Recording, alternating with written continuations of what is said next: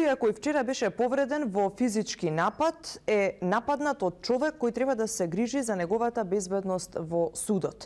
Човекот маскиран со капа фантомка е член на судското обезбедување, кој неколку пати е казнет за недисциплина. Судски полицаец навлекол фантомка и го нападнал председателот на Радовишкиот суд Љупчо Тодоровски.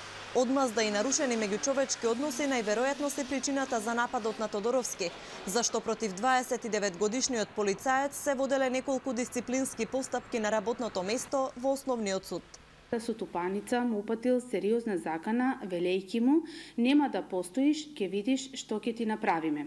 Откако настанот бил забележен од присутни граѓани, пријавениот побегнал од местото на настанот. Пријавениот, кој бил вработен во Основниот суд во Радовиш како судски полицаец, делото го сторил поради тоа што против него биле водени дисциплински постапки. Денес се огласија и од Основниот суд во Радовиш. Според портпаролот Андон Атанасов, станува збор за смислен напад, зашто Тодоровски е начекан токму пред автобуската станица каде секојдневно патувал на релација Скопје-Радовиш. Сметаме дека овој напад не е од лични интереси или лични контакти, туку овој напад нешто во врска со работата и работните задачи. Против 29-годишниот полицаец е покренета кривична пријава за присилба против правосуден работник.